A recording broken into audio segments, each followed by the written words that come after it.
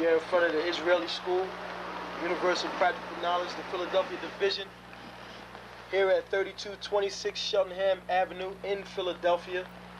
We're standing in front of the school right now, getting a description of the 12 tribe sign that's been painted by one of the brothers that was in the school: Judah, Benjamin, Levi, Simeon, Zebulun, Ephraim, Manasseh, Gad, Reuben, Naphtali, Asher, and Issachar. Those are the 12 tribes of Israel.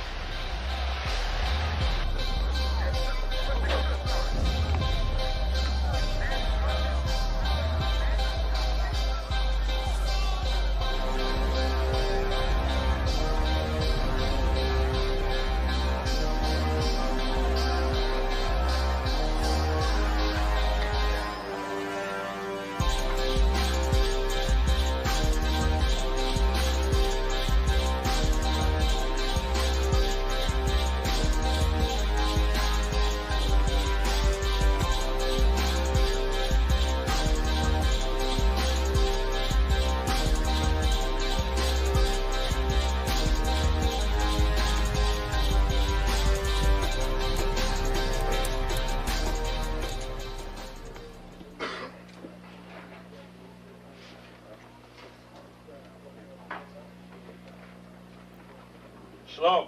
Shalom. You've been waiting for this day, so this day has finally come. A lot of you have been wondering where this knowledge that you've been hearing is coming from, and the powerful truth that you've been hearing, how this was established. Well, we finally were able to arrange for the priests to come down from New York and spend some time with us. And I'd like to introduce them if I can. These are some great brothers. We're very glad to have them with us. We want to make them feel as warm as possible, because this is their work and the extension of their work and what they've laid down some time ago. I'd like to introduce, first of all, priest and Sixth Shield General, 4th in command in the nation of Israel, Lahab. I'd like to salute this brother. March up. Barak.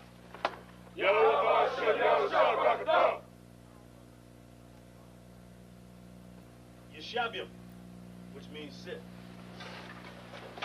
And I'm going to turn it over now to Priest General Lahab. Come on, brother.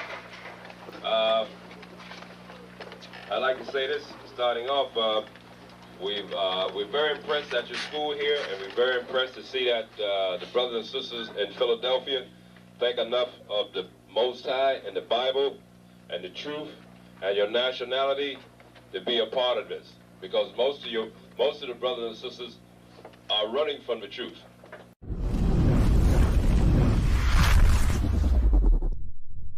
Shalom, Israel. It's time to come get your full dose of truth for the week. You got Mondays, history class, taught by Officer 500 Shariwan and Officer 500 Ahabawan. 7 to 9 p.m. Eastern Standard Time. Tuesday, you got Word to the Unwise podcast from 6 to 7 p.m. Followed by the main event, Captain and Priest Hadarya Allah, teaching scripture breakdown, the Bible like you never heard it before. 7 to 9 p.m. Eastern Standard. Wednesday, we got Priest and Officer 1000 Awaja teaching you all about the law. Tune in. 7 to 9 p.m. Eastern Standard Time. Thursday, you got myself, Priest and Officer 5000 Kazak Amaf, joined by Priest and Officer 500 Barak Yah, teaching you the Brotherhood class from 5 to 7 p.m. Friday, learn to speak in the Holy Tongue, the Lashawan Kodash class, taught by Officer 1000 Katab. 7 to 9 p.m. Eastern Standard Time.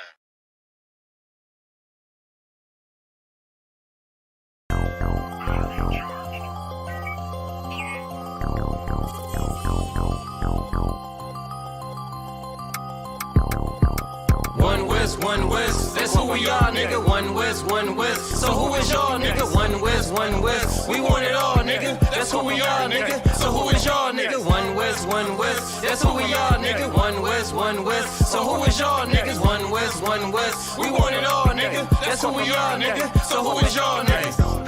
UPK soldiers got them killers with me. And I don't fuck with every spot cause it's too iffy. Real motherfucking prophet cause the Lord with me. But don't get that shit twisted, I got Drake's with me. Yeah, bitch, and that whole 50. Run up on me wrong, you gon' catch 60. Wait, you gon' catch 20. The other 30 for your homies, bitch, I got plenty. And I shoot this motherfucker till that clip empty. Taking orders from your bitch, you a fucking simpy. Shit, should be televised. The way I'm cutting niggas up, bitch, I'm a samurai. Niggas swear they in the truth, but telling hella lies. Stumping like you Greek, bitch, you Hellenized. The revolution gon' be televised. And what I see in my vision gon' leave you petrified. One West, that's who we are, nigga. One West. So who is y'all, nigga? One West. We want it all, nigga. That's who we are, nigga. So who is y'all, nigga? One West. That's who we are, nigga. One West. So who is y'all, niggas? One West. We want it all, nigga. That's who we are, nigga. So who is y'all, niggas? UPK soldiers lead cowards and all. So fuck a gas stop. I came with 6 pumps in my car. My niggas ready to swing. We like kids at the park. So touch a chair around this bitch and we breaking your jaw. They think we Christian, but we not. Nothing about us is soft. I don't know what you niggas on, but that shit get you off. We booted up. We came to take zones for real. Black 40 under my garment. I be dressed to kill. Fourth dimension sitting linger. I be fresh for real. Putting scripts on your corners, but these here ain't pills. We rock covers. You official if you know those drills. Bread and water, you official if you know those meals. Yeah, you niggas soldiers get rolled over. You got police in your pocket, I got a judge in my holster. Oppressors out to get us, so remain sober. Or be chained to them chains till there's nothing that remains of us. A cult leader like Christ, we got the same culture. I bang on them, tell my enemies the reign's over. I up the sig and keep pulling like a chain smoker. The game ain't changed, One West stayed the same on them. One West, that's who we are, nigga. One West. So who is y'all, nigga? One West. We want it all, nigga. That's who we are, nigga. So who is y'all, nigga? One West. That's who we are, nigga. One West. So who is y'all, niggas? One West. We want it all, nigga. That's who we are, nigga. So who is y'all, niggas? Niggas talking prophets, yeah, we got plenty. We the reason why it's Israelites around the city. Call Kazak, tells a rock, bring Shamara. We about to slide on them, see what niggas talking about. Young dog think he wise cause he a Kim in here. That shit lame, they didn't survive, nigga, Kim is dead.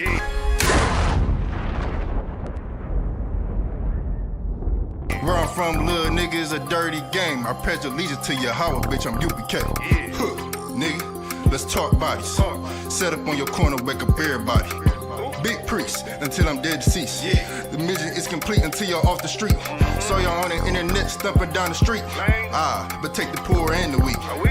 Touch a sister or a brother, you gon' be sleep. But take the poor and the weak. One West, that's who we are, nigga. One West.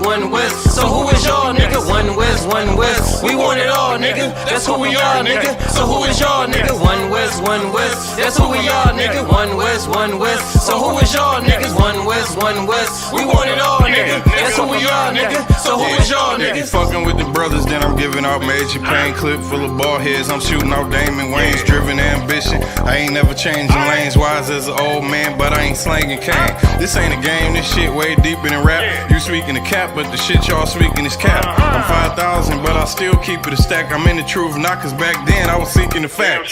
Cry aloud for the niggas that's deep in the back. And the Lord with me, ain't no reason for keeping the strap. We peep the attacks, niggas say we ain't speaking the facts. Stealing breakdowns every time we teaching in class. Niggas snitching, y'all out here squeaking with rats. We be on the street corners teaching that Jesus is black.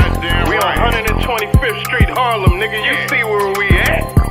One West, that's who we are, nigga. One West. So who is y'all, nigga? One West. We want it all, nigga. That's who we are, nigga. So who is y'all, nigga? One West. That's who we are, nigga. One West. So who is y'all, niggas? One West. We want it all, nigga. That's who we are, nigga. All right, shalom. All right, what's going on, Israel? Y'all Bashim Ashar Thumb to all the brothers. Yahweh Shemal Thumb Bashim Ashar to all the sisters.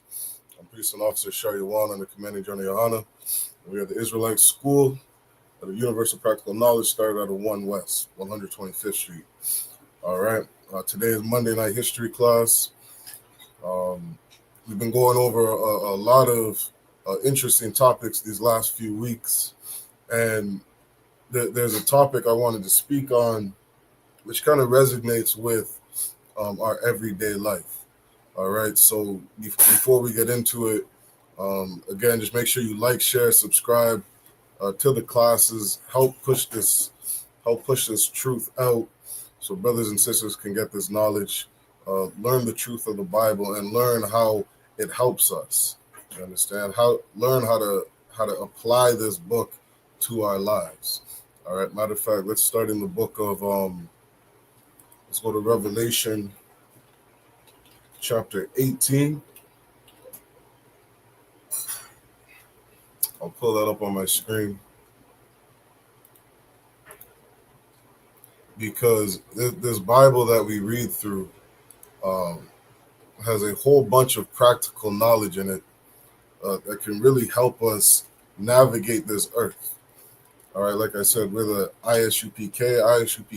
ISUPK stands for the Israelite School of Universal and Practical Knowledge. Okay? Practical knowledge is information and wisdom that we can use to apply it to our everyday lives, right? Let me look up the definition of practical. Okay, the definition of practical in the Merriam-Webster's dictionary says, it says of relating to or manifested in practice or action, not theoretical or ideal. Right, and that's very important because, in being Black, Hispanic, and Indigenous, growing up inside the Christian church, a lot of us, we were taught theoretical knowledge, right? Theoretical or ideal knowledge. This is information that, we just theorize. You understand? It's not stuff that we can apply to our daily lives. It's more like it's fantasy. It's in our head. You understand? It's in our minds. We have no way to apply it to actual everyday life. That's why when you go and ask your pastor, say, you and your wife are fighting about something, right? You don't know what to do in the relationship you're having. You're on the brink of signing those divorce papers. And you're going to your pastor for information, for knowledge, for wisdom on how to help your everyday life. In many cases, with that example, how to save your marriage, for lack of a better word. And what's your Christian pastor going to tell you? He's going to say, well, I'll pray for you. Right? That's such a common answer from that Christian pastor. And when he says, I'll pray for you or pray about it, he's telling you, I don't have the answer. Which is crazy when the disciples of Christ were taught so many different lessons on how to deal with a brother, on how to deal with a sister. Right? Like a famous bedrock One West scripture. We always say, if you have an ought with a brother, to go to him and him alone. And if he doesn't hear you, to go get counsel, right? To take it to the church, right? To look for some sort of mediation inside of that relationship. Your pastor doesn't follow Christ. Your pastor doesn't know the Bible. And for all the amount of wisdom that Christ gave us on how to mediate situations between brothers, mediate situations between sisters, for a pastor to tell you, well, just pray about it, or I'll pray for you, is crazy. Right? Again, that definition of practical is of relating to or manifested in practice or action. If you have an issue with your wife, you can, in action, go to her and say, I didn't like when you did this to me. I didn't appreciate when you said so-and-so. I didn't appreciate when you didn't so-and-so. I took offense to that. And if she goes on to say, well, I did it because da-da-da-da-da-da-da, that's letting you know that the sister's not hearing you.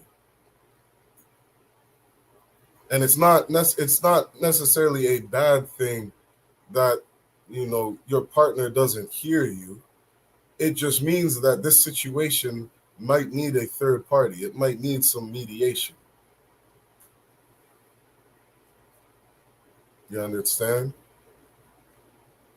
Maybe the reason the person doesn't hear you is because they don't understand the importance of hearing you, of gaining their brother, of gaining their sister, of gaining their spouse. A lot of us coming out of Christianity, we're young in this truth. And we might not understand the importance of gaining a brother because we've never been taught it. So when you go to him and him alone and you let them know that, hey, you offended me when you did so and so, this is an action that you can take to remedy the situation. Right? And so again, why was I bringing that up? I was bringing that up to say that, again, we are the ISUPK, the Israelite School of Universal Practical Knowledge. We give practical knowledge to our brothers and sisters to help them get through this life, you know, that we're living. We all live in hell. We're all living in a messed up situation right now. And so we need practical knowledge on how to navigate this society, which is why this topic that I wanted to get into today is such an important topic, because this is, again, practical knowledge that I'm giving brothers and sisters to help them navigate this earth, right? So this was this is Revelations chapter 8 and verse 4, and it says, "And I heard another voice from heaven saying, 'Come out of her, my people.'" Right? And who is the her? If you go up to verse 2, it's saying, "And he cried mightily with a strong voice, saying, Babylon the Great is fallen, and has become the habitation of devils, and the hold of every foul spirit, and a cage of every unclean and hateful bird." Something that you're going to learn coming to these history classes is who Babylon is, right? Who is Babylon the Great? Because there's an angel, you know, who was seeing the destruction of Babylon, was seeing the destruction of this great city, saying, "Babylon the Great is fallen, is fallen." And that's such a beautiful thing to a righteous individual. Because a righteous individual is seeing the destruction of this great city, this great kingdom, right? Like it says, this kingdom full of every foul spirit, and a cage of every unclean and hateful bird. To see the destruction of Babylon is going to be such a beautiful thing. You come to these history classes, you're going to learn who Babylon the Great is. You understand? I'm going to go into, you know, some of the history of sexual perversion inside of America. And where does this sexual perversion comes from? It comes from Rome. Rome being the beast spoken about in the book of Revelation. And that beast, right, metaphorically gave birth to many great nations: Belgium, Portugal, Italy, Spain, America, Australia, all these different European nations. You understand? And these European nations continued on the teachings of that great beast, of that great dragon, right? And again, even understanding that word dragon, Like that word dragon is a word used to define a very large serpent. So when you're thinking of this book in Revelations metaphorically, remember the book of Revelations is a compilation of dreams and visions from John the Revelator, being shown in his dreams these different things that are going to take place in the future. So when we're reading Revelations, we're reading a bunch of metaphors. We're reading, about a bunch of visions that John is having, a bunch of dreams that John is having, and he's seeing this great dragon, right? Another word for this great dragon is a very large serpent.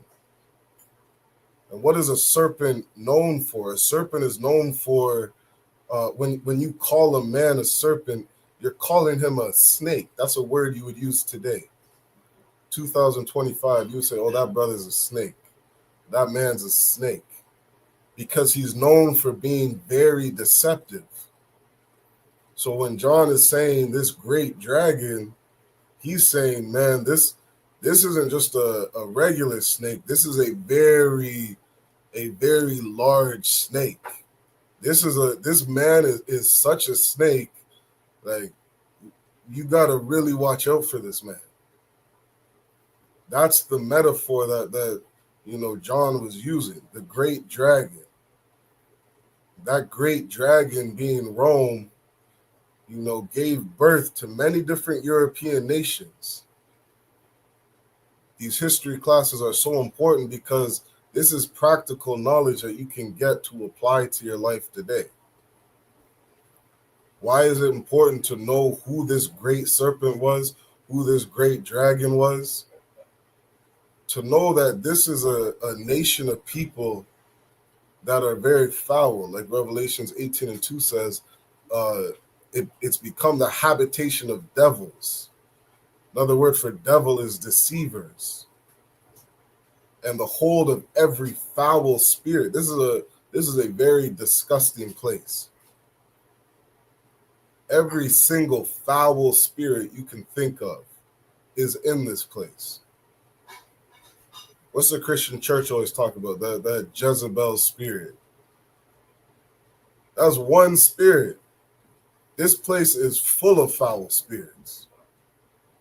It says, in a cage of every unclean and hateful bird. You want to know why all these young black sisters are going missing? All these young indigenous women and Hispanic women are going missing? Because this place is hateful.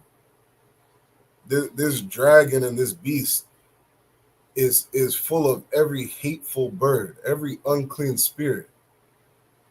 You want to know why everybody's destroyed off drugs? All this drug addiction from crack cocaine and heroin. You see all our indigenous brothers and sisters speaking on, the different, drugs that they've been addicted to, trying to get off of it, to save their community, to save their life. America is full of these foul spirits. Prostitution, right? All these sex work, sex trafficking, all these things go on inside of America, and it's a very disgusting place. Right? We go back down to verse 4. It says, "And I heard another voice from heaven saying, 'Come out of her, my people.'" So you got to think about that in 2025 to say, okay, there's this voice from heaven. You understand? A voice from heaven is telling his people, my people. Who is my people? That's the children of Israel. We read about that from Genesis to Revelation, that the Most High has a people. The Most High has a beloved. It says the apple of his eye. His firstborn, like it says in Exodus, my firstborn son. Israel is my firstborn. All throughout the Bible, we see Israel is God's people. And if you don't know who you are, if you don't know what race of people you come from, how would you know to apply this verse to you? How would you know to apply this knowledge? You call yourself Black, Hispanic, and Indigenous. You call yourself Jamaican. You call yourself Puerto Rican. You call yourself Cuban. All of these names came from a European colonizer. You're calling yourself Haitian when that word Haiti is a French word for the word land of hell. That's who your nationality is, black man. You don't know who you are. You don't come to these history classes. You're not going to know your identity. You're not going to know who you are. You're going to think you're black. You're going to think you're the color, your nationality is a color from a crayon box. You jump in these classes, you're going to start to learn and understand who you are, what language you spoke before slavery, what language you spoke before colonization, what was your culture, what were our people doing before slavery. It says, I heard another voice from saying, come out of her, my people. My people are the children of Israel.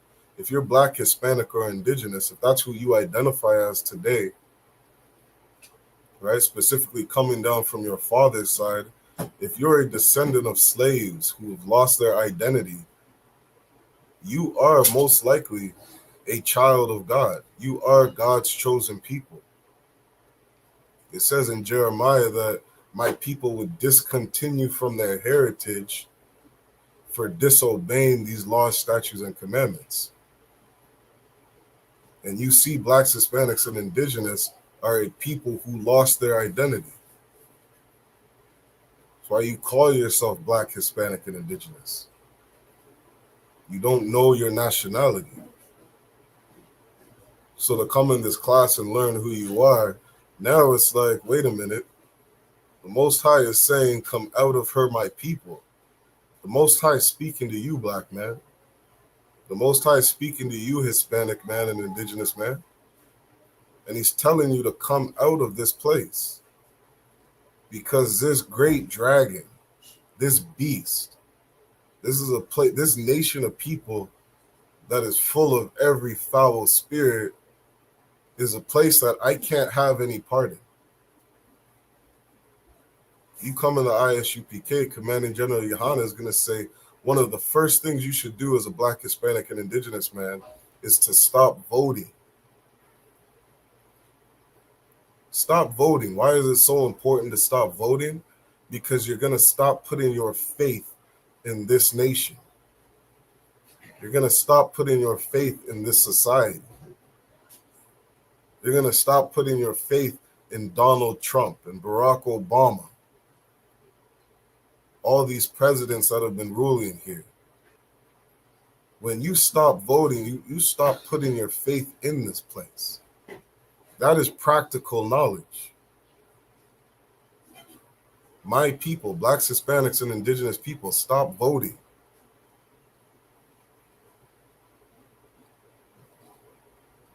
It says, what's that verse in the Bible? It says, to a nation that could not save us. You look in Lamentations chapter 4, verse 17. Lamentations chapter 4 and 17 says, it says, as for us, again, who is us? That's the children of Israel. Our eyes as yet failed for our vain help.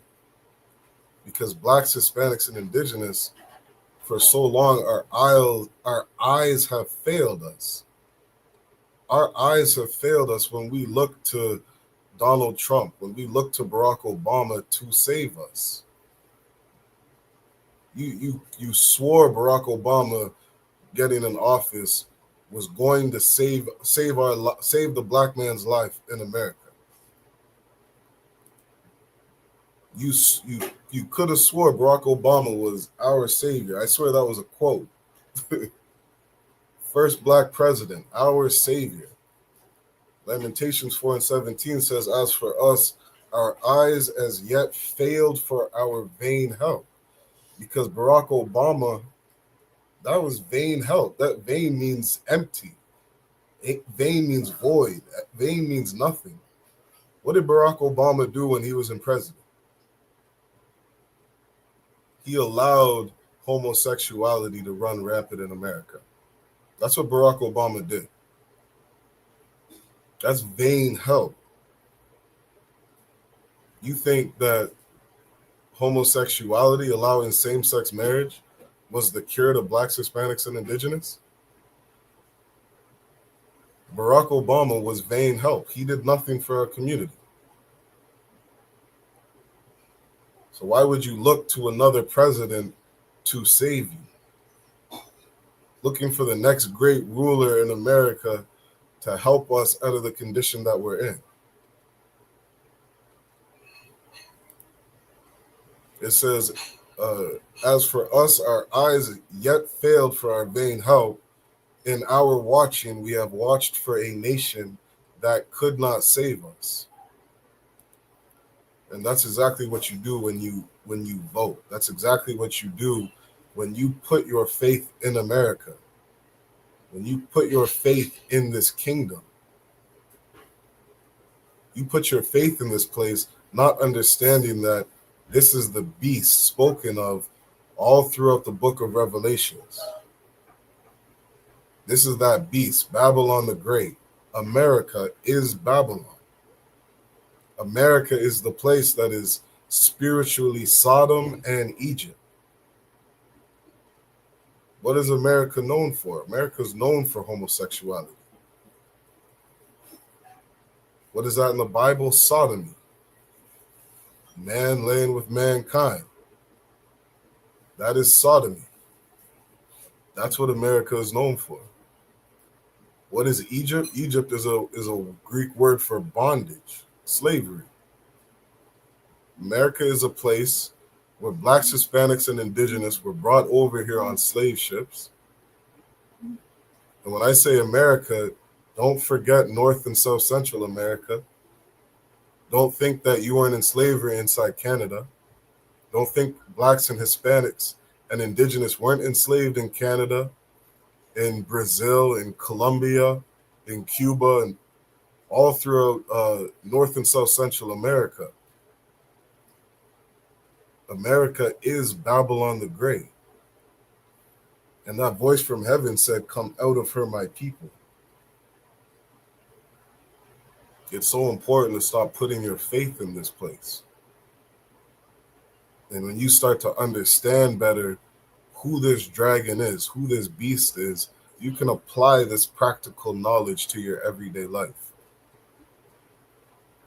You can wake up and say, you know what? I'm not going to follow the culture of my oppressor.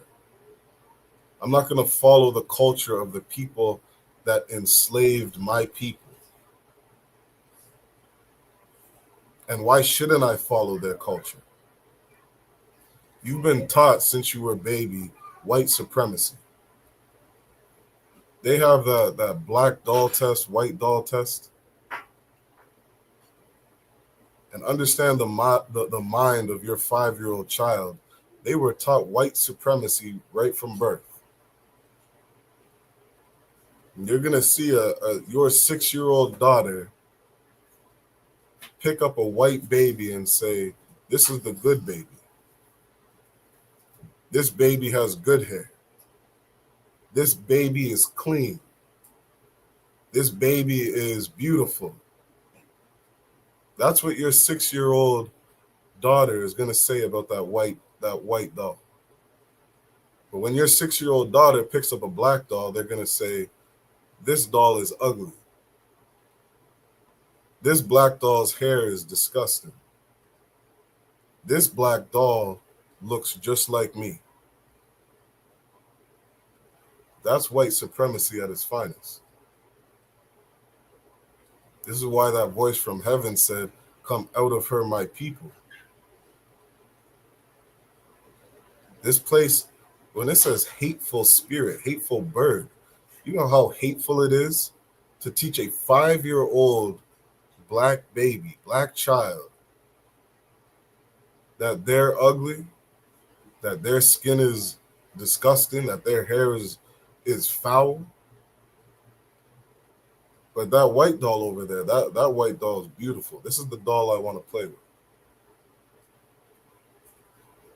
Psychologically, we're destroyed as a people. And then you're going to grow up and vote for the next president? We're very sick here in America. This is why we have to come out of this place. This place is going to teach your children that it's good to eat pork. It's good to eat pepperoni pork bacon or pepperoni pork pizza. That's what America is going to teach your children if you don't educate them otherwise. If America raises your kids, they're going to have your children believe that a man is the epitome of a beautiful household. That a woman lying with a woman is a beautiful thing. They're going to teach your children that if your little boy wants to be a girl, they can be a girl. Look at Dwayne Wade's son. Look at what Dwayne Wade did with his son. Encouraged his little boy to play dress up and whatever else they want to call that. And that this is okay and beautiful, and we're going to encourage this as parents. Dwayne Wade has not come out of America. Dwayne Wade is an Israelite, and the Most High does not want him being a partaker of this place. It says in the book of Deuteronomy that a man should not put on a woman's attire, and vice versa, a woman shouldn't dress like a man. Otherwise, it's going to cause the land to be in confusion. I saw a video a couple of days ago where a brother was saying, watch out, brothers, watch out who you're going on dates with. You better ask the right questions, and like the Bible says, prove all things.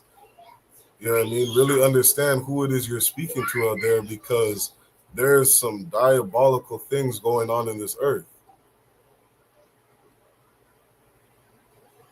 That's why we have to come out of this place. Look at the divorce rate in America. Look at the rate of fatherless men in the homes inside of America.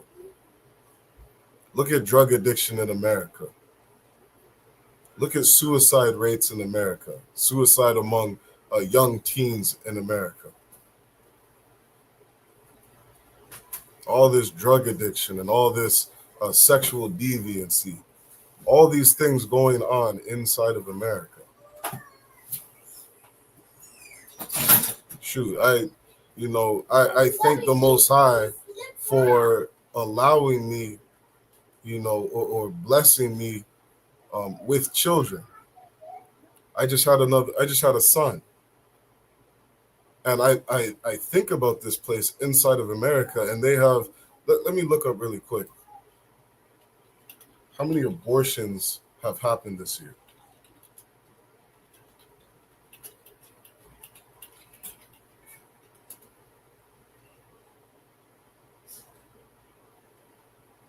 So it says, let's see if I can get a number.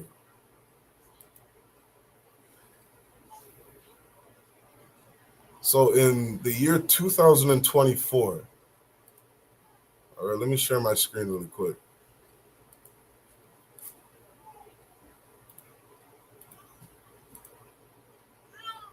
Okay, this is from Gut Matcher Institute for from 2023 to 2024. The Guttmacher Institute today released new data showing that in 2024, there were 1,038,100 clinical provided abortions in U.S. states without total abortion bans, an increase of less than 1% from 2023. Am I reading that number right? 1 million children were aborted in 2024.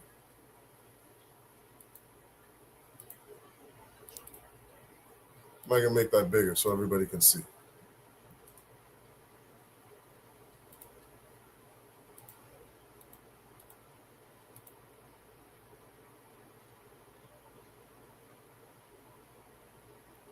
Right?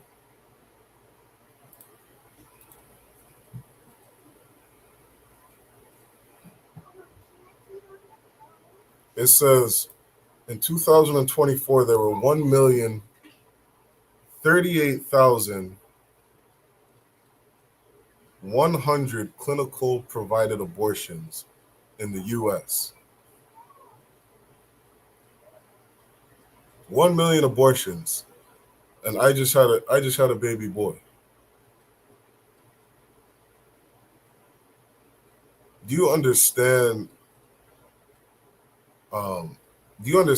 Like how much my son,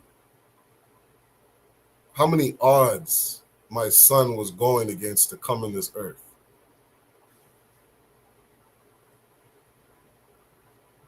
You have literally over 1 million, what do they call it? Premeditated murder. 1 million babies were murdered, and my son made it. Like that is beyond a miracle. Right? That's like the way that Christ came in this earth, where it says he was born of the Holy Spirit. It was a miraculous birth. That's how every Black, Hispanic, and Indigenous were born. Think of all the slavery and abuse that happened to Blacks, Hispanics, and Indigenous. Think of all the millions that were unalived. What is it? Over 99 million African Americans and over 77 million Indigenous. You have any idea how many of us have been murdered here in America? Have lost our lives in America? To be a child of a slave, a descendant of a slave, and be alive here inside of America is a miracle. You're born of the Holy Spirit. So when it says again, come out of her, my people, that is the most valuable thing you could do as a Black, Hispanic, or Indigenous man inside of America, is to come out of this place. Don't do anything that Europeans do. You have to reject everything that you've been taught inside of America. Everything, because this is a place full of every foul spirit. It says, and again, it says, my people being Blacks, Hispanics, and Indigenous, that ye be not partakers of her sins, and that ye receive not of her plagues. You do not want to receive the plagues of America. These are punishments from the Most High. Like it says in Ezekiel, I think that's 35:6, that a person that doesn't hate blood, blood shall pursue thee. You know why there's so much death inside of America? Why there's so much pain? Because they had no problem murdering 1 million babies last year. There's an abortion clinic on every corner inside of America. They have no problem murdering babies. so blood shall pursue thee. We have to really come out of this place as a people, because this place is very sick. And let's read an article on some of the things that happen here in America. I got an article I'll share here. And before we get into this, a quick shout out to the chat. Shalom again, everybody, for tuning in. Yabashim Shabbat Thumb. To the brothers, Yashamal Thumb Bashim Shai. To the sisters, Kala Yakwar. All right, Shalom, sis. Kwamada Yahawada. Elder Charles. Itinerant Ghost. My Ottawa Masha. All right, Thawada, everybody, for tuning in. Again, make sure you like, share, and subscribe. All right. So this article right here,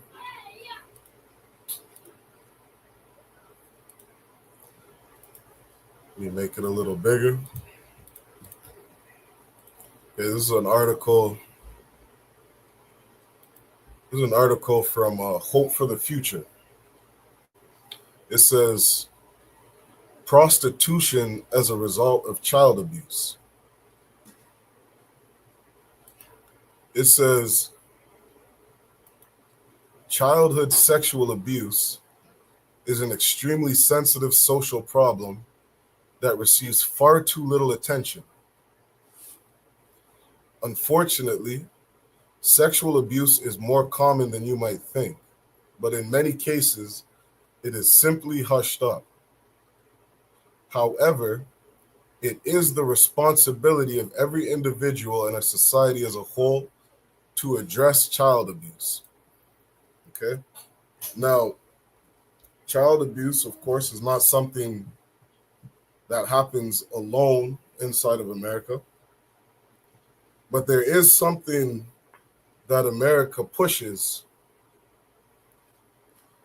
that is a result of child abuse.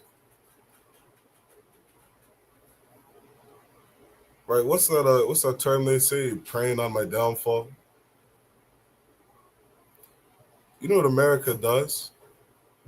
America puts up and allows strip clubs and prostitution to go on inside of its country.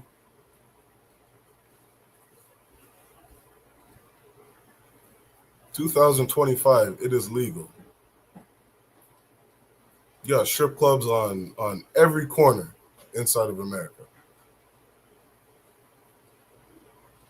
Why? Because Europeans love money. Europeans love money so much that they don't have a problem exploiting women. Not only exploiting women, but exploiting child abuse and child trauma. Right? Let's keep going. It says, sadly, it happens time and time again that adults, in most cases men, assault defenseless children and force them to perform sexual acts. In doing so, they shamelessly exploit their position of power and the vulnerability of the child under protection. Often sexual abuse by outsiders is equated with rape. Not only oral, anal, and vaginal sex should be understood as abuse, but also all other acts of an adult that he or she commits with the intention of sexually stimulating himself or herself in front of the child. This is, man, when we're in the kingdom and the nation of Israel is ruling, you better believe that this right here will not be going on inside the kingdom. There is going to be such a harsh penalty for people that commit crimes like that, that people, they won't even think to do things like this. Not only will they not even think to do things like this inside of the kingdom, but there are ways to heal a nation to where things like these don't continue. You look up the statistics of men and women who do these things to children. Understand that they were sexually abused as a child.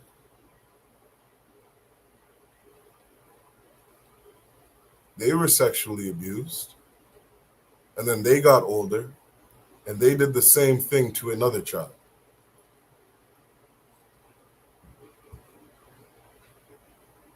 There's a lesson that Christ taught the children of Israel.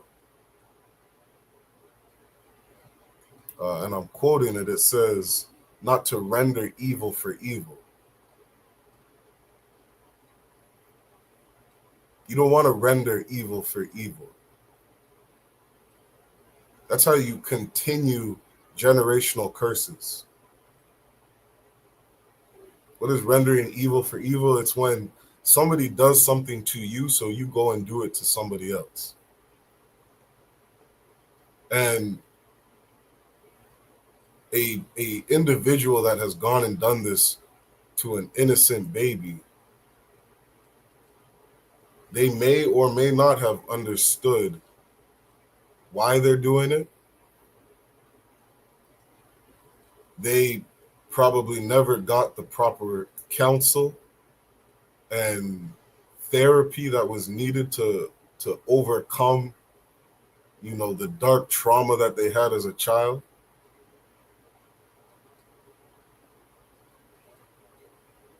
And they were also just as evil as a person that did that to them, to go and do that to another child.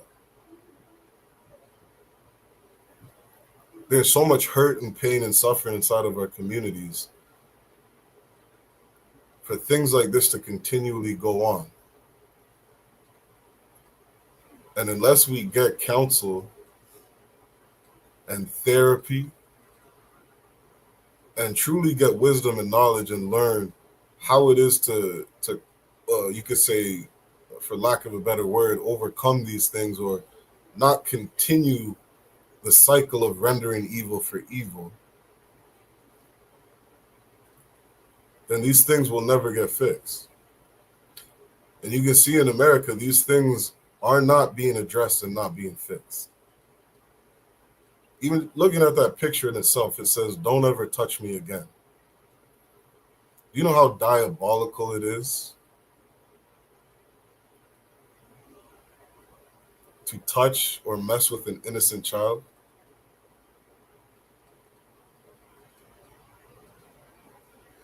And it can help you understand a verse in the Bible that says something like, if your son refuses to listen, to stone him to death. And this is after being corrected and, corrected and checked over and over. Teaching your children, you cannot do this. You can't act like this. You can't put your hands on another man. You can't violate a person in this way. Like it says in the Bible, to train up a child in the way they should go. To teach them how to act and be a honorable person of integrity. And if your child refuses to listen, after being corrected so many times by the community, by their parents, by the quote unquote elders, and the priests of God. If you just got a wicked bastard that you're raising up, we need to remove this child from our society.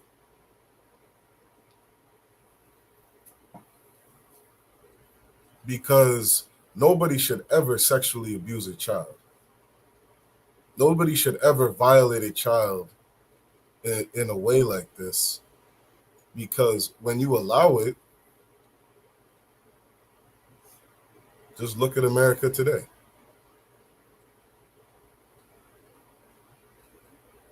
Look at the country. Look at how it's being run. Look at how it's being operated.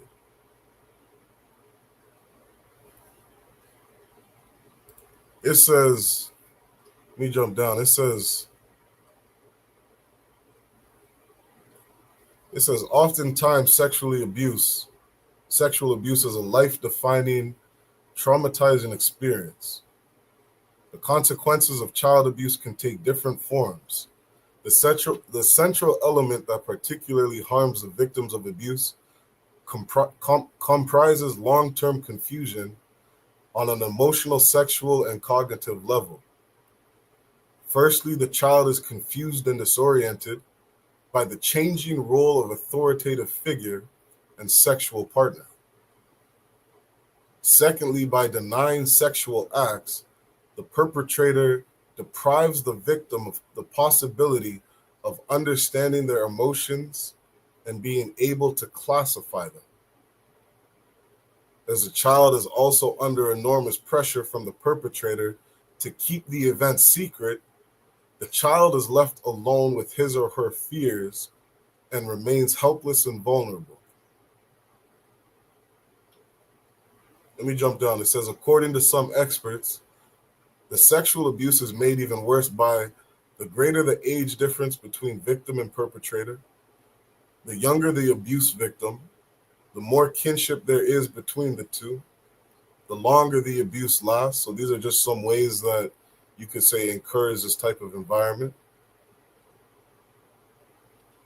Let's jump down. It says prostitution as a repetition of experienced traumata. Particularly in the areas of prostitution, there are many victims of childhood abuse experience. As Hamburg's study underlines, 83% of the prostitutes surveyed had trauma experiences in her early childhood. So if you are a prostitute today, if you're a man going to buy prostitutes, if you're a man going to strip clubs, understand that 83% of the women that are there have experienced child abuse, experienced traumatic experiences as a child. 83% of those women. And there are many different ways you can abuse a child.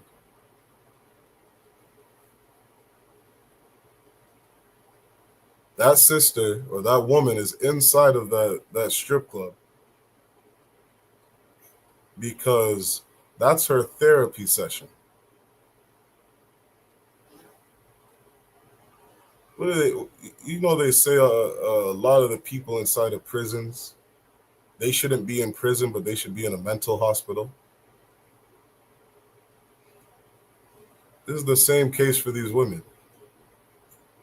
They should not have or be allowed to have a strip club on every corner in America. What they should have is rehabilitation clinics for women, rehabilitation clinics for children. That's what they need more of.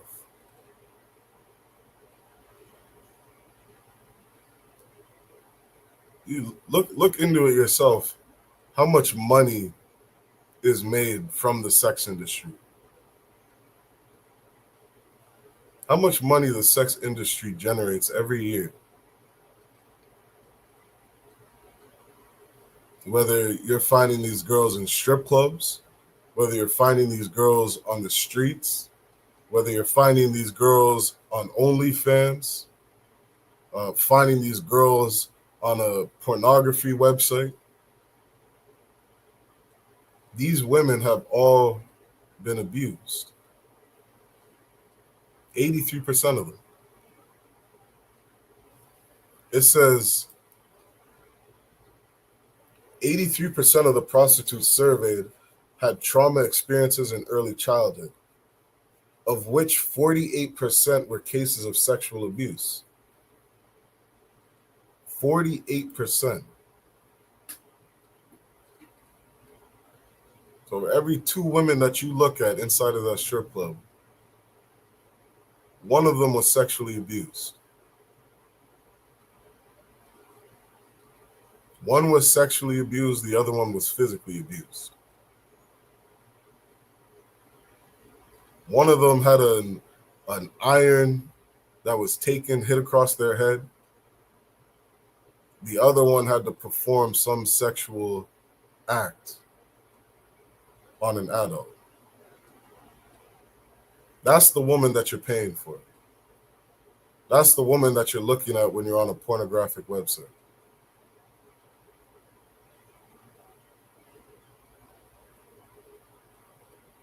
That's why the Most High said, "Come out of her, my people." America is a very sick place. It's a very disgusting place. And this is why Christ said to love your brother as yourself. You want to know a cure to sexual abuse and sexual trauma? To stop repeating the cycle that keeps getting perpetuated inside of our communities? Learn to have compassion on your people. Understand when you come to this history class and learn who it is you are and who you descend from. Well, now you might think to yourself, you know what? That's my sister inside of that strip club. That's my sister that's on OnlyFans. That's not just some random woman. That's my cousin that's on that pornographic website. That's my family. And you can guarantee that if you yourself knew one of your family members, one of your nieces or nephews or children were being preyed on by an adult, I guarantee you would take a gun to their head and protect that child. I guarantee you would do it. If you knew some effery was going on with your child, especially to all the men out there, you would protect your child. You would protect your loved one. It's a very masculine thing to protect the people you care about. So for you to then go turn around and pay for a prostitute, that's very hypocritical of you. The only reason you can have this, sister, is because another man molested her when she was 10 years old. That's the only reason you can see her naked body. That's the only reason you can touch this woman, is because somebody else molested her as a child.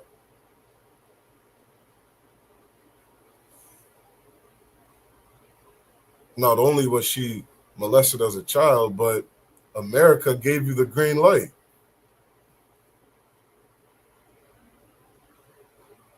America gave you the green light by putting a strip club on every corner inside of America.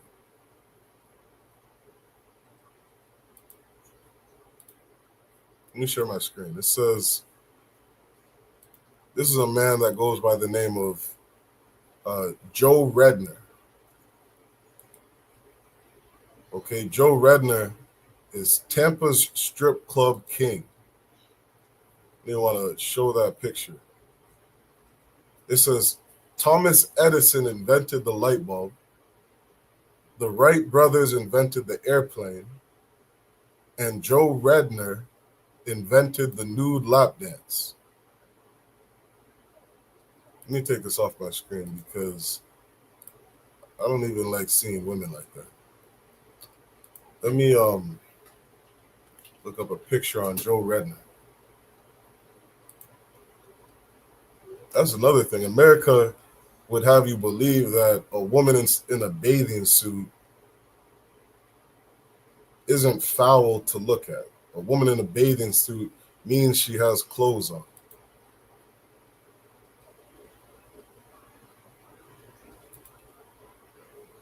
Where was this picture I got here?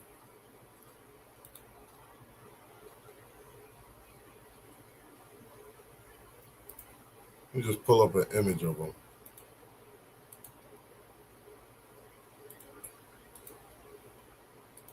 Okay, this is a picture of a man named Joe Redman.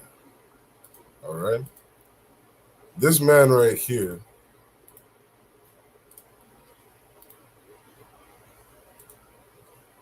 I got it up. This man right here is basically the inventor of the nude lap dance inside of your strip club today. This is what made strip clubs famous down in Las Vegas and in Florida.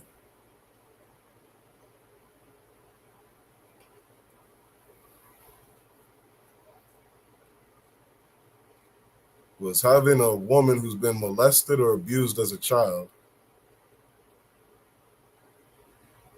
given a quote-unquote safe place to exercise her demons, to exercise her trauma.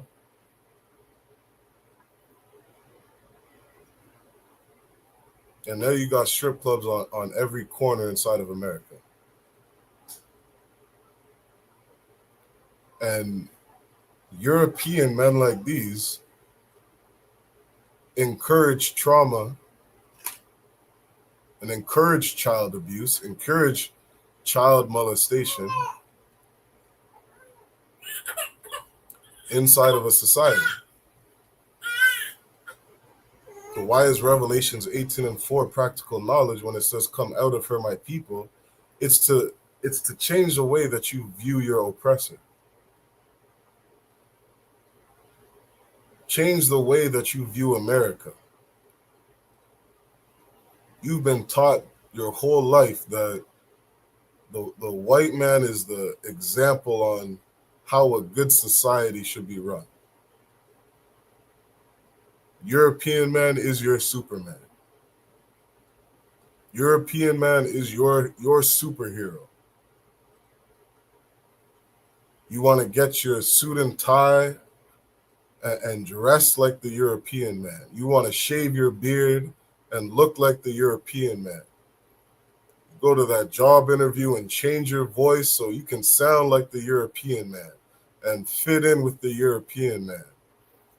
And you can't wait to get your pension and, all the money in the world that you deserve. You've worked your whole life, 40 years, 50 years, for that pension, for that retirement fund. Your entire life was spent chasing money. That was your entire life. You learned to become an electrician, and that's who you are. You're an electrician. That's the purpose of your entire existence, was to make money.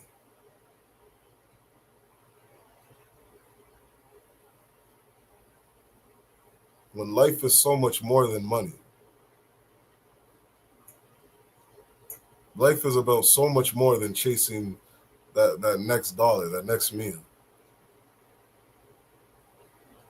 But this is how Europeans live. Europeans are so greedy that they don't have a problem exploiting a woman to become rich off of her trauma.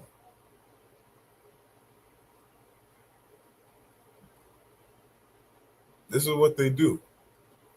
So when the Most High said, "Come out of her, my people," you really have to throw away the entire culture of white people. Everything that they taught was right, you should second guess. Anything that you were taught that was normal inside of America, you should be suspect of. Because too many times you don't understand why it is you're doing the things you're doing. Why it is you believe in the things that you believe. Why you think it's normal to be a part of a monogamous relationship. Why you think it's so important to have the biggest diamond on your finger as a wedding gift? Why you think this marriage ceremony is the most important thing on earth? Because you live your life following your oppressor. That wig that you have inside your hair, you're following your oppressor. You really have to second guess why you do everything that it is you do, and really understand the importance of coming out of her, coming out of the philosophy and the ways that Europeans taught us to live.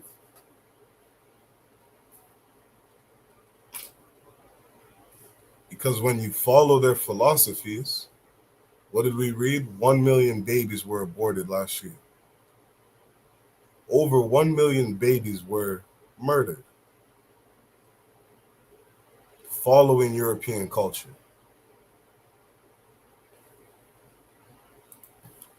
How much money did the sex industry make in 2000 from 2023 to 2024? The adult entertainment market grew from making $60 billion to $65.95 billion. Over $65.95 billion was made last year from the adult sex industry. All that money is made off of a little girl being molested at the age of 10.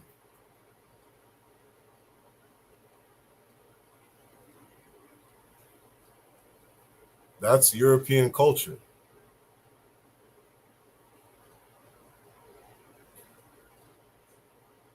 Imagine if $65 billion was put towards the food industry. Imagine if $65 billion was put towards the housing industry. You want to talk about homelessness? Homelessness and starvation? You telling me $65 billion can't cure that? $65 billion couldn't be put towards rehabilitation centers, couldn't be put towards the medical field, couldn't be put towards advertising against the continuation of sexual trauma, couldn't be put towards finding all these indigenous women that are going missing, all these Black sisters and Hispanic sisters going missing.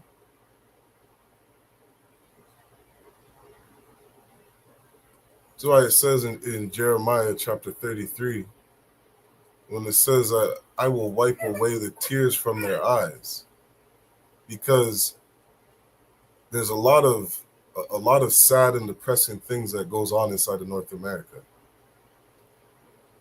And that kingdom that the Most High has prepared for us, that kingdom that we have to build under our King Yahushua, a man of integrity, a man worthy to be our president, worthy to be our king. In that society, there will not be child molestation. There won't be child pornography. There won't be transgenders walking around the earth. There won't be homosexuality. People dying of AIDS because Barack Obama said a man has a green light to marry another man. Jesus Christ will not allow that. And righteous brothers who understand the importance of not allowing homosexuality to be allowed, not allowing sodomy to be allowed inside of a nation, we're going to cure black people. You won't have to die of AIDS and STDs and HIV and all the different sexually transmitted diseases. Because men will not be laying with men. You won't be getting monkeypox and dying of monkeypox and all these different diseases because homosexuality is not allowed in the Most High's kingdom.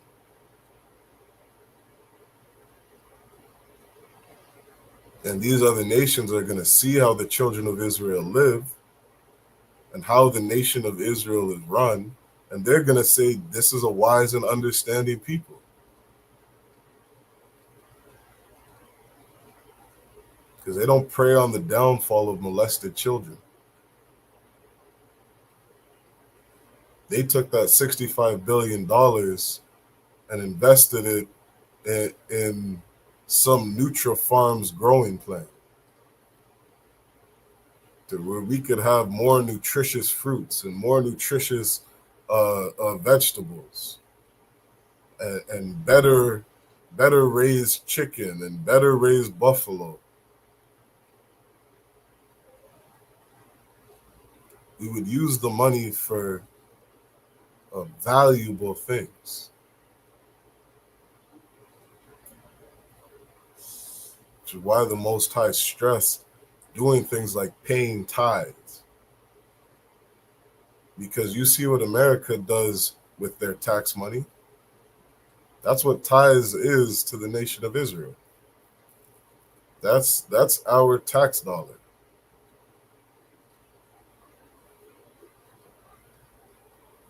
That's why when I said earlier, we one of the first things you learn in the ISUPK to really separate yourself from this people is to stop voting. Because think of every year when you go to vote for your next president. One of the things people look at is, well, what is this president gonna do with our tax dollars?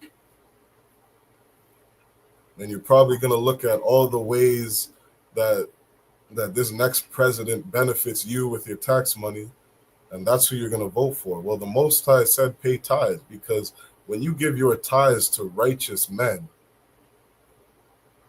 a righteous man is not going to build a strip club with that tax money. A righteous man is not going to put a Planned Parenthood abortion clinic in your neighborhood. A righteous man isn't going to put a safe safe drug injection site inside of your neighborhood. You understand? A righteous person is going to take that money and use it for good. All right?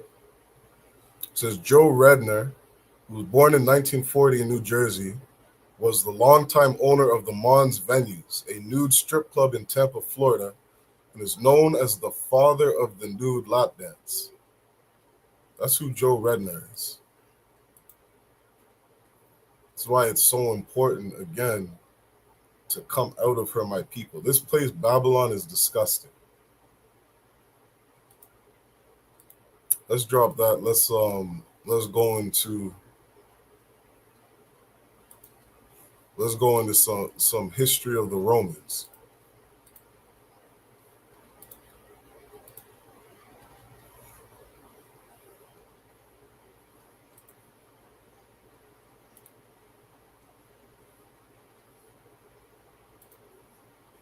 Let me pull up this other one first. This is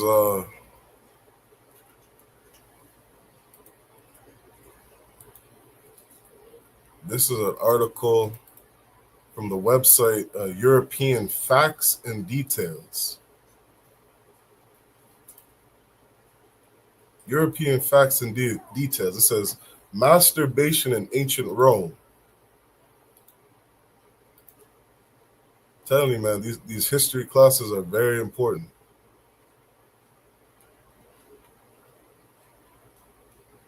It says Masturbation in ancient Rome. Leonard C. Smithers and Sir Richard Burton wrote in the notes of sportive epigrams and propias. It says, "Thy hand serves as the mistress of thy pleasure."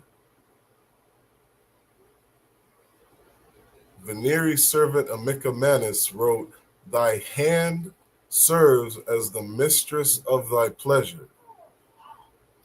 Writes Marshall. Elsewhere he speaks of the Phrygian slaves masturbating themselves to overcome the amorous feelings which the sight of their master having connection with his wife provoked in them. You want to know why Europeans are so foul? That you don't understand the customs that you do following this white man. You don't understand where these practices come from. Back in Rome, they used to have what they've always been known to have is slaves.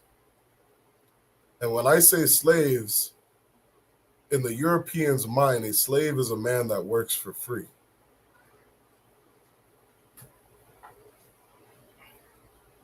That's what Europeans do. They steal another human being and force them to work for free. Free labor. And during this time in Rome, they had what was called Phrygian slaves. And they would masturbate themselves to overcome the amorous feelings which the sight of their masters having connection with his wife provoked in them. You know what Europeans were doing?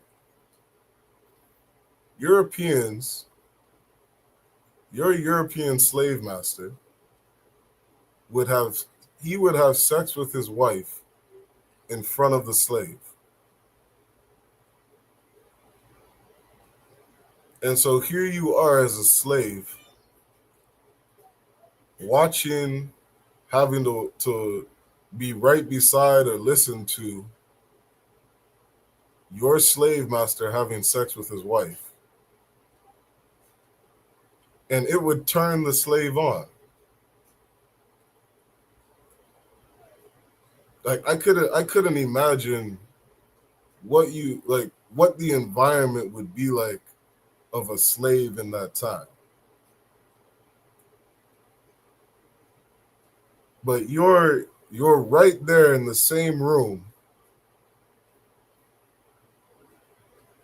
of your slave owner having sex, and it would turn these, what do they call it? The Phrygian slaves on. And what they would do was they would masturbate themselves with their hand to overcome the amorous feeling which the sight of their master having connection with his wife provoked in them. Like where do you think the idea of pornography came from? This is the inventions of Europeans. Because what does a white man think? In his mind, I need my slave to watch me have sex? You think they wouldn't do things like castrate men?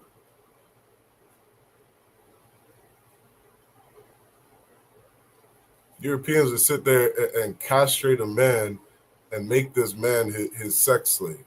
We're going to read that as we go on. It says, Marshall has many allusions to the subject, which is treated at some length by Forberg and Marabout, the latter of whom tells us that Mercury taught the art to his son Pan, who was distracted by the loss of his mistress Echo, and that Pan afterwards instructed the shepherds. Further on, Marabout mentions a curious practice which he declares to be the prevalent amongst the Grecian women of modern times. that of using her feet to provoke the orgasm of their lovers, masturbation is generally thought to be derived from manu stupra, to defile with the hand. Marshall's Epigram 33 writes, "'Cause thou dost kiss thy boy's soft lips with thy rough skin, and with stripped Ganymede does he. Who does deny thee this?'" You know, that's Romans, some nasty Romans were doing something called pederasty. It was normal for a grown man to kiss a little boy on the lips. They did a lot more than that. It says, "'Tis well, at least frig not thyself with thy lascivious fist. This is in light toys more than the prick offends. Their fingers hasten and the man upsends. Hence goatish rankness, sudden hairs, a beard springs forth to wondering mothers much admired, nor do they please by day when in the bath they wash their skins. Nature divided hath the males, half to the girls born to be shown, the other half to men. Use then thy own." This is a Pacifius Maximus says, "Is there no boy nor girl to hear my prayers? No one comes, then my right hand must perform the accustomed office." Do you know how sick Europeans are? Pacifius Maximus is saying there is no little boy nor little girl to answer my prayer. So what's this European man doing? What's this Roman doing? Is he praying to God for a little boy or girl to come sexually please him? Who is he praying to? Or is he praying to one of his freak 300 different Greco gods? Is he praying to Zeus? Who's he praying to? Is he praying to Pan for some little boy or little girl to come please him?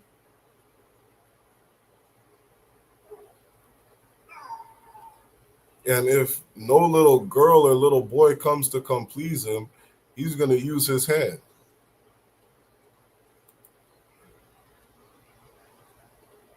Juvenal deplores the habit amongst schoolboys of mutually rendering this service to one another. So what, Romans are teaching little schoolboys to play with each other with their hands?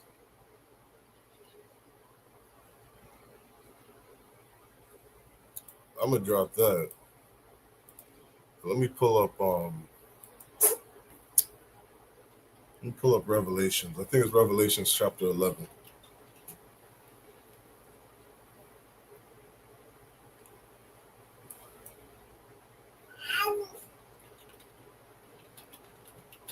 Like, you gotta really understand like how deviant the Roman Empire was. And not just how deviant the Roman Empire was, but understanding that the different nations that come out of Rome all followed the Roman culture.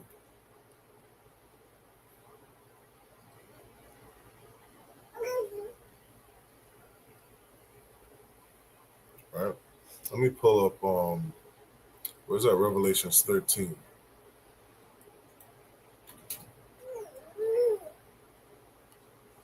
Yeah, this is Revelation chapter 13. Let me share my screen really quick.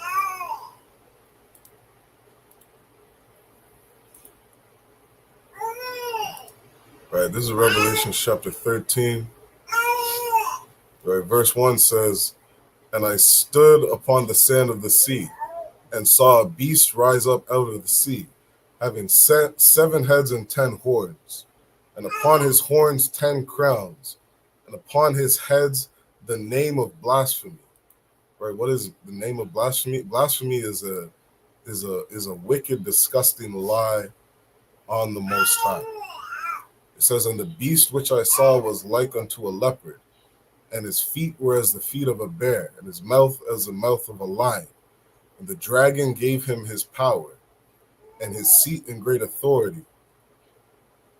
Right? And I saw one of his heads as it were wounded to death, and his deadly wound was healed, and all the world wondered after the beast. So when it says right here, and his deadly wound was healed, understand that there was a time where Rome fell, right? When it says, and I saw one of his heads as it were wounded to death, that was the fall of the Roman Empire.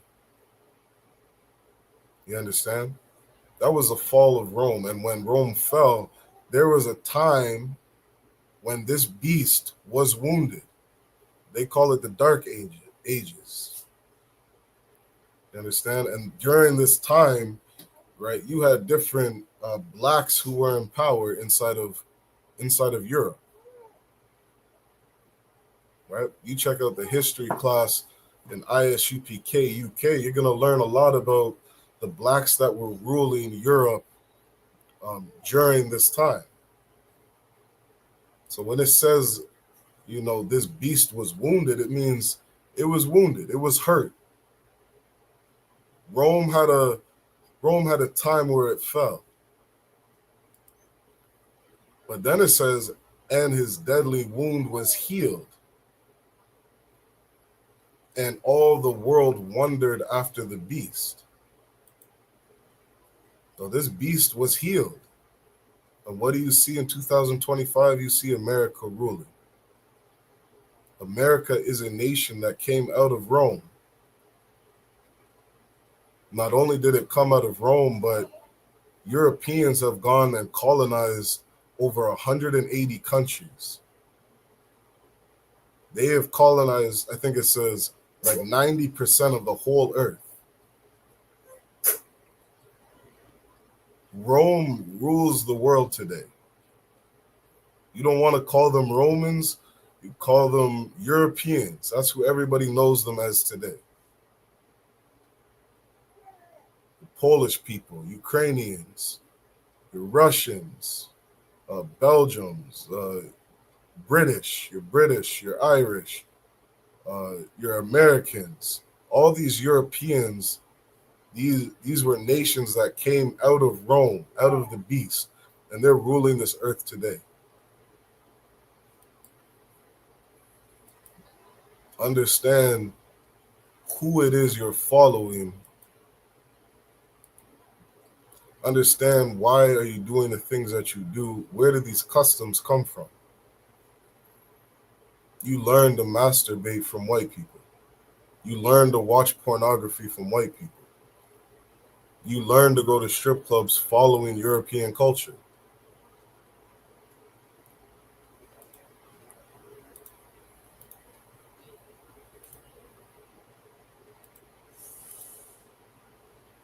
There's an article from Pulse NG. It says, I'll make that bigger. It says, homosexuality was accepted. Ancient Rome was largely ruled by men who had sexual desires for both boys and women. Those Romans loved little boys. So the Romans did not conceptualize homosexuality, because in a white man's mind, they don't even think that touching another man is weird. They can't conceptualize homosexuality. Why? Because they're homosexual.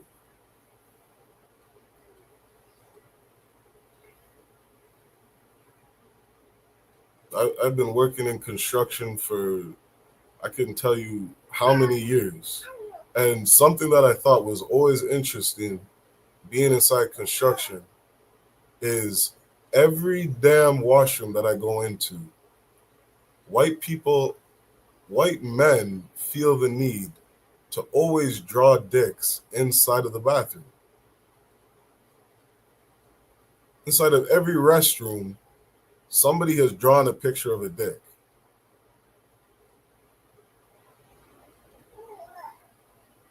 And for the longest time, I couldn't understand it. I couldn't understand it until I came in the Israelite School of Universal Practical Knowledge. And I had a verse broke down to me where it says, there is no greater fornicator than Esau. You know what fornication is? Fornication is sexual deviancy. You want to understand practical knowledge? Understand that Europeans are sexual deviants. Understand who Esau is. Esau is the progenitor of the white race. That's who Edomites are. That's who Esau are. Who Esau is. They're red and hairy. That was the first description of Esau as a baby.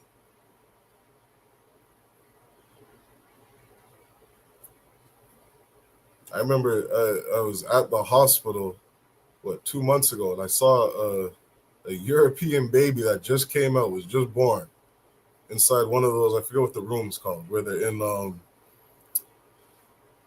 can't remember that room. I think it's called a cube or a Q or something like that. You say what? NICU? It's called a NICU? Neonatal? Neonatal Q. And I remember seeing this nurse pick up this European baby. This little red bastard. Man. This white baby came out. I don't even know. Calling them white doesn't do them justice. They should all be called red. That baby came out bright red, blood showing through his skin from head to toe. Looked like Satan himself. And that's the description the Bible gave of him. He was red and hairy. You could imagine that, being a brother and a sister having a child. Isaac and Rebekah. This brother and sister had a child, and this child came out red. From head to toe. Red and hairy. And when that angel told Rebekah, 2 nations are in thy womb. 2 nations, 2 different people are in thy womb.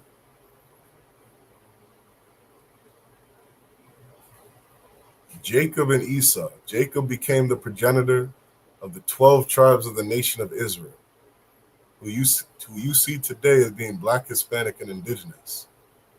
And Esau is the progenitor of the European race. Esau, all throughout the Bible, you see all the despicable things that he has done. And right from the beginning, begging for that blessing from Isaac, Isaac blessed him with the sword. It's a very spiritual thing you see going on in the earth today. And when I say spiritual, I mean understanding the words of the Most High, understanding the words that the prophet spoke. You understand God, you understand that Esau was blessed with the sword. That's why he's colonized over 90% of the whole world today. He's done that through the sword, through his weapons, with his armies, with his bombs, with his military power. There is no other nation on earth that can touch America when it comes to their military strength. Esau has been blessed with the sword. And Esau, being a fornicator, like it says in the Bible, fornicator is a sexual deviant. That's who Esau is. That's why it says the Romans did not conceptualize homosexuality. Because being homosexual is normal to white people. Being LGBTQ is normal to white people. It's just their culture. And you don't even got to deny it. It's not weird. They say we're what is it? Loud and proud, free and flapping their wings all over, and whatever the nonsense they do with their rainbow flags. They're proud as hell at being homosexual. This isn't even what do you call it? This isn't disrespectful to them to say you're gay, to say you're homosexual. They can't conceptualize a man touching another man as being weird. They can't do it now. They couldn't do it back in Rome. If they weren't surrounded by blacks, Hispanics, and indigenous, they would definitely have no shame about this. It says men could have and express sexual desires for women as well as for boys and other men. And you see how they separate boys and other men? Because a grown man touching a little boy is normal to Europeans. They're fighting so hard to have pedophilia be legal. They want everybody in America to buy into the idea that I have the right to love whoever I want to love. That is Rome. That's the beast. That is the dragon. And you should have no part in his culture. That European man can't wait for the day to say, I have the right to love who I want to love. If I want to love a little child, leave me be.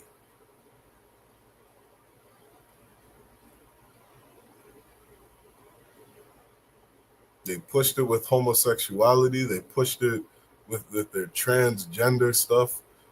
And it's crazy. We call them the alphabet game.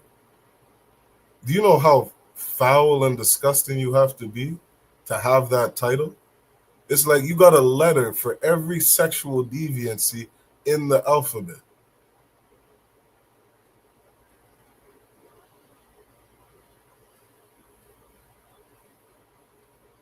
You want to love a tree, leave me alone. I want to love a tree. If I want to love this dog, I have the right to love this dog. If I want to love this little boy, I have the right to love this little boy. That's Rome. That's Roman culture. It says, but in sexual activity, whether man to man or woman to woman, they had strict rules about dominance, including whether participants should take an active or passive role and who would be penetrated during sex. It says prostitution was legal. Among freeborn men, sexual inactivity was ridiculed.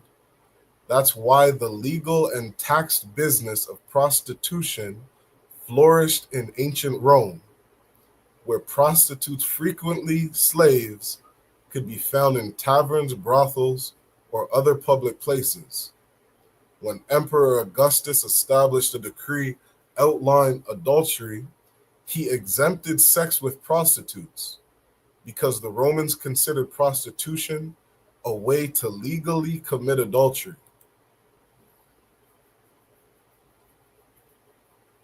So white people will tell you that, you know, a married woman can't sleep with another man. But if you're a prostitute, there's a way around adultery. So long as it's a prostitute, there's nothing wrong with it. And if you study more on Roman culture, you learn a lot that has to do with those ideologies was because they didn't want a man who was a king to go and have sex with one of his other women and get them pregnant and now have some illegitimate child who's going to take over the throne. So a lot of their marital laws just had to do with basically who was going to be their next king, or who was Prince so-and-so going to marry next. And actually, this is why another thing they practiced in Roman culture was a man sleeping with his sister, because they wanted their inheritance of their king to stay inside the family.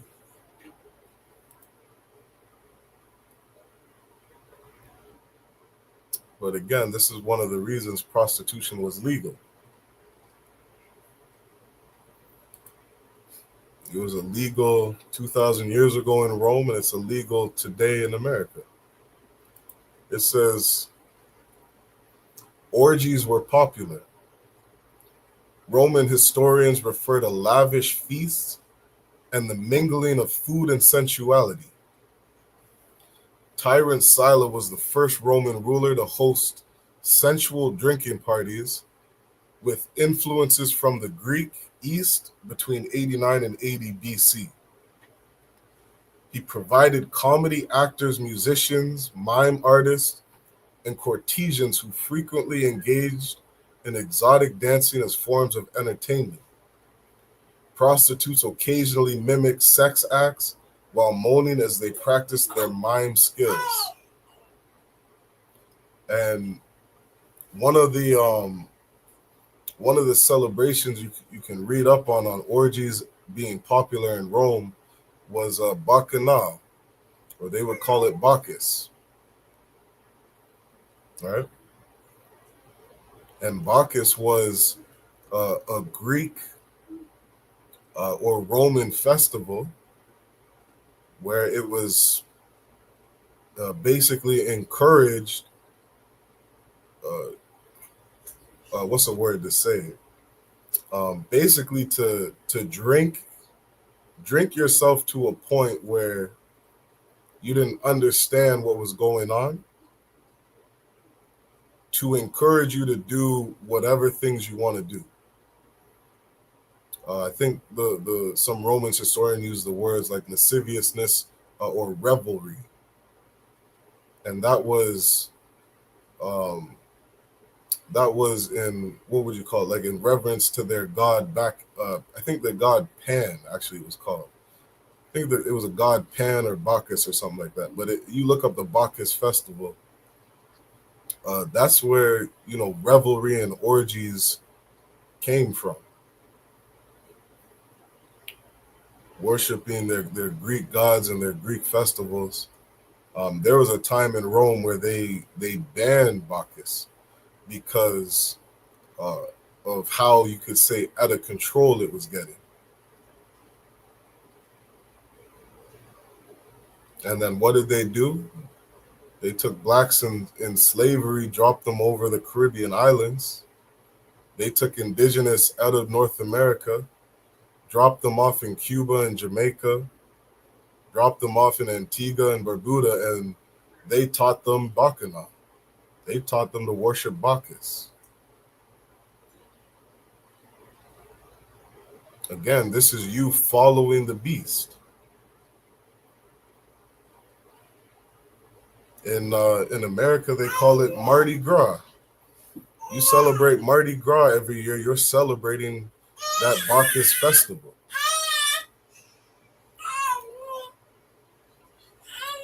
You know what? Let me pull up really quick. Let me pull up that festival really quick. Let me see.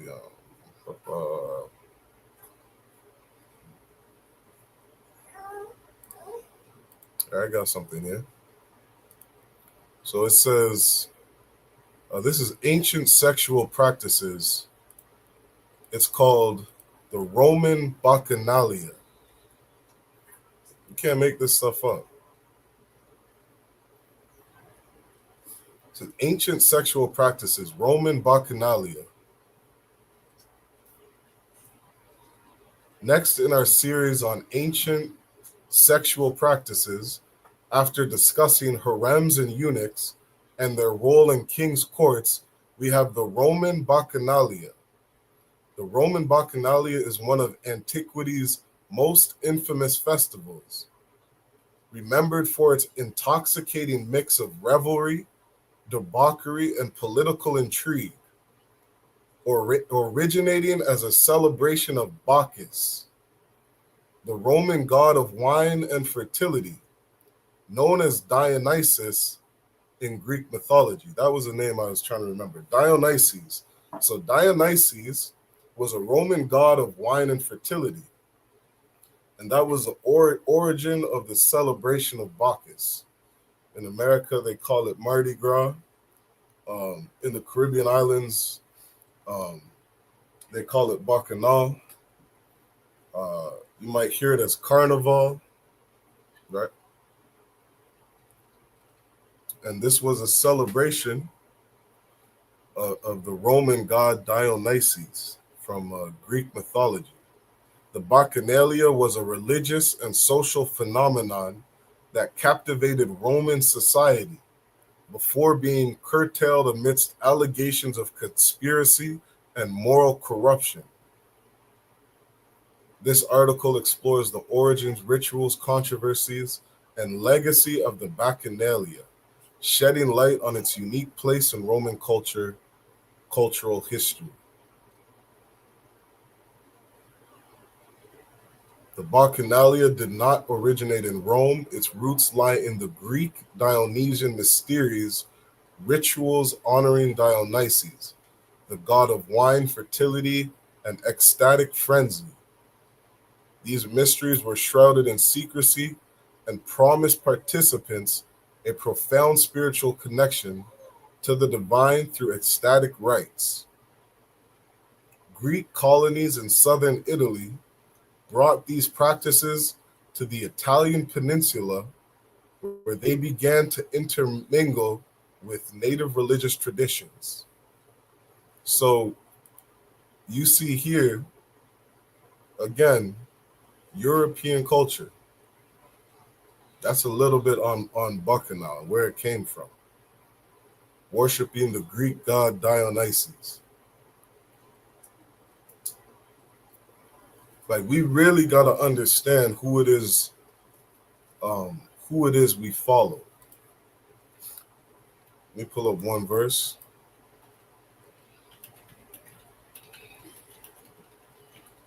Because, like I started in the beginning of this class, this is that practical knowledge that we can apply to our everyday lives.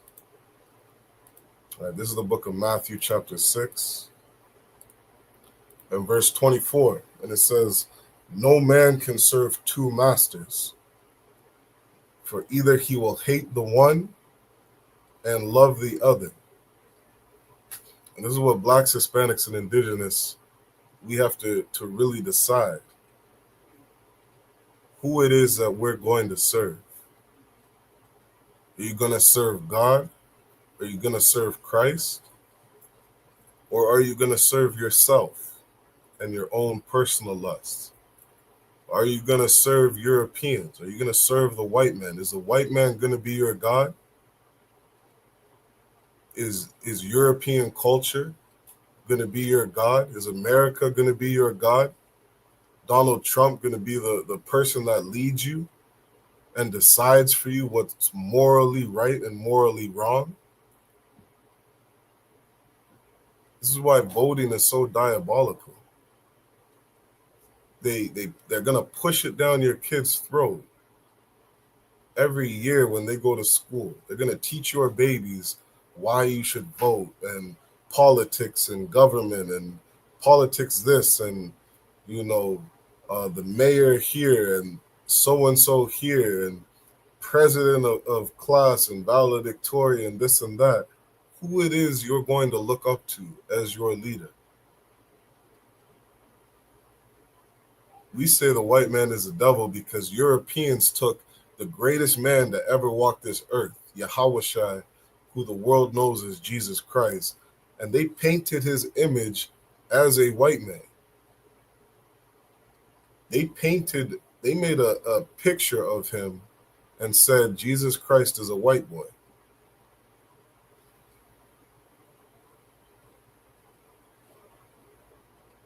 when really your children, your kids, your babies should be taught that Christ looked like them. Christ was a brother, it said, with woolly hair. Christ had a afro. They like to twist it and try to say he was Middle Eastern. He wasn't white, he was Middle Eastern, but was most likely brown skin. Brown skin Negro, he looked like a black man. He had woolly hair. Greatest man to ever walk this earth. That's who should be your king. You should vote for Jesus Christ. Write that, put that in your wall somewhere and hang it up. Vote for Jesus Christ. That's who you should vote for every year. That's who you should follow every year. Like Joshua said, as for me and my house, we will serve the Lord. That's who should rule over you. The Most High's ways, the Most High's laws, the Most High's commandments. That's what should govern your life. Because the Most High's laws does not allow pederasty. It doesn't allow a man to touch a little boy. The Most High's laws doesn't allow a grown man to touch a little girl, to sexually abuse a little girl, or physically abuse a little boy. Paul said that you can't strike any man, strike no man. Shouldn't put your hands on people. Shouldn't be abusing anybody. Homosexuality is against God. Transgenders is against God. Prostitution is against God. Strip clubs is against God. Being a drug addict is against God. All of these things are against the Most High. No man can serve two masters. You can't serve God and love America. You can't love Canada. You can't love Colombia. You can't love Jamaica. You can't love these countries in North and South Central America. You can't love Europe. You can't love Britain and Ireland and London and all these different European countries that have colonized the entire earth. You can't put your love in this place. No man can serve two masters, for either he will hate the one and love the other. Because I promise you, if you serve Christ, you will hate America. You will hate Babylon. You will hate Rome and every nation that came out of it. The beast and the 10 horns, the dragon, the serpent, who was a liar from the beginning. A murderer and a liar from the beginning.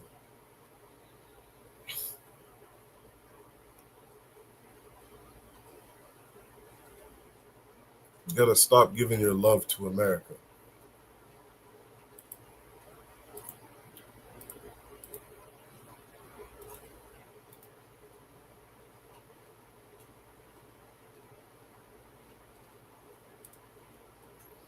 This is a quick video on Donald Trump himself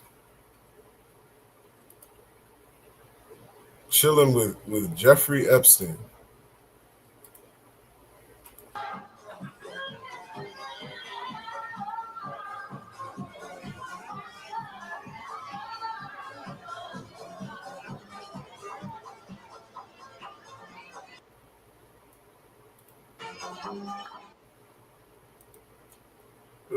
Donald Trump himself chilling with Jeffrey Epstein.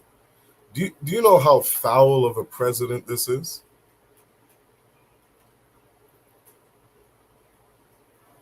This is Donald Trump boy right here, Jeffrey Epstein.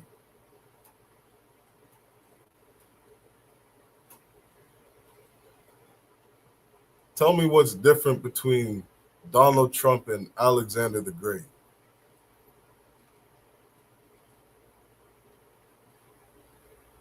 What's the difference? Book of Ecclesiastes says There is no new thing under the sun. That which has been named is named already. Because Donald Trump's been on this earth before. Jeffrey Epstein, he's been on this earth before. The spirit of these people, they have been on this earth before.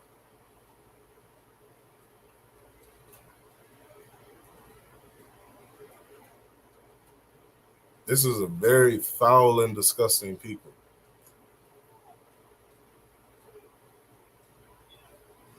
Shoot, you would think it's like it's some coincidence that Donald Trump doesn't want to talk about Jeffrey Epstein and all the files on his case.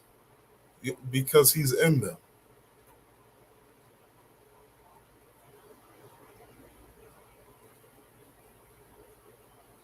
This is who your king is. This is who your president is. America is a very wicked place. That's why the Most High said, "Come out of her, my people." All right. And so with that, that's another Monday Night History class. I'm going to say Thawada for tuning in. All right. Thawada for everybody in the chat. Make sure you like, share, subscribe. All right. Support this truth. Get these classes out there. All right. And make sure you're here tomorrow, 7 o'clock, Tuesday night. Cap Hadaria Allah himself doing scripture breakdown. All right. That's a class you don't want to miss. With that, I'm going to say shalom.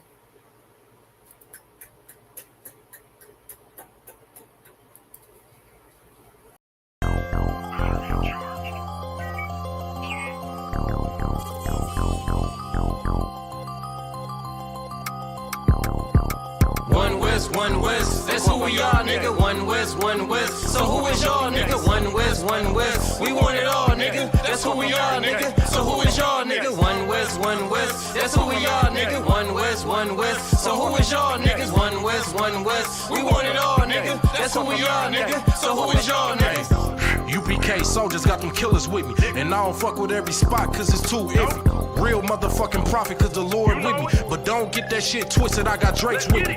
Yeah, bitch, and that whole 50. Run up on me wrong, you gon' catch 60.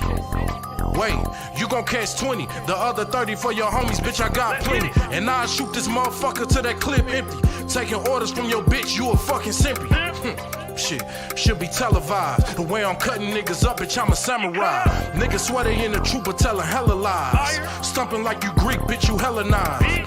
The revolution gon' be televised, and what I see in my vision gon' leave you petrified. One West, that's who we are, nigga. One West, so who is y'all, nigga? One West, we want it all, nigga. That's who we are, nigga. So who is y'all, nigga? One West, that's who we are, nigga. One West, so who is y'all, niggas? One West, we want it all, nigga. That's who we are, nigga. So who is y'all, niggas? UPK soldiers lead cowards in awe. So fuck a gas stop, I came with 6 pumps in my car. My niggas ready to swing, we like kids at the park. So touch a chair around this bitch and we breaking your jaw. They think we Christian, but we not. Nothing about us is soft. I don't know what you niggas on, but that shit get you off. We booted up. We came to take zones for real. Black 40 under my garment, I be dressed to kill. Fourth dimension sit linger, I be fresh for real. Putting scripts on your corners, but these here ain't pills. We rock covers. You official if you know those drills. Bread and water, you official if you know those meals. Yeah, you niggas soldiers get rolled over. You got police in your pocket, I got a judge in my holster. Oppressors out to get us, so remain sober. Or be chained to them chains till there's nothing that remains of us. A cult leader like Christ, we got the same culture. I bang on them, tell my enemies the reign's over. I up the sig and keep pulling like a chain smoker. The game ain't changed, One West stayed the same on them. One West, that's who we are, nigga. One West, so who is y'all, nigga? One West, we want it all, nigga. That's who we are, nigga. So who is y'all, nigga? One West, that's who we are, nigga. One West, so who is y'all, niggas? One West, we want it all, nigga. That's who we are, nigga. So who is y'all, niggas? Niggas talking prophets, yeah, we got plenty. We the reason why it's Israelites around the city. Call Kazak, tells the rock, bring Shamar out. We about to slide on them, see what niggas talking about. Young dog think he wise cause he a Kim head. That shit lame, they didn't survive, nigga, Kim is dead.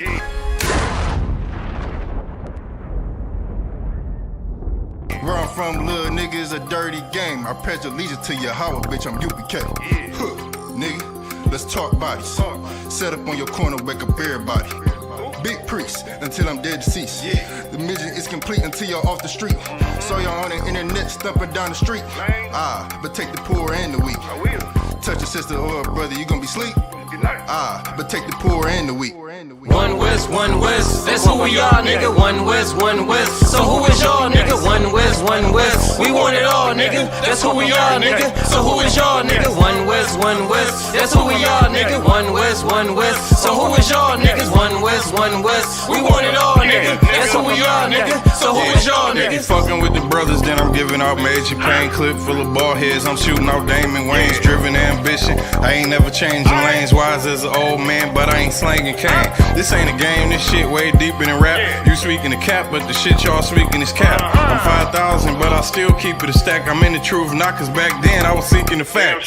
Cry aloud for the niggas that's deep in the back. And the Lord with me, ain't no reason for keeping the strap. We peep the attacks, niggas say we ain't speaking the facts. Stealing breakdowns every time we teaching in class. Niggas snitching, y'all out here squeaking with rats. We be on the street corners teaching that Jesus is black. We on 125th Street, Harlem, nigga. You see where we at? One West, that's who we are, nigga. One West. So who is y'all, nigga? One West. We want it all, nigga. That's who we are, nigga. So who is y'all, nigga? One West. That's who we are, nigga. One West. So who is y'all, niggas? One West. We want it all, nigga. That's who we are, nigga.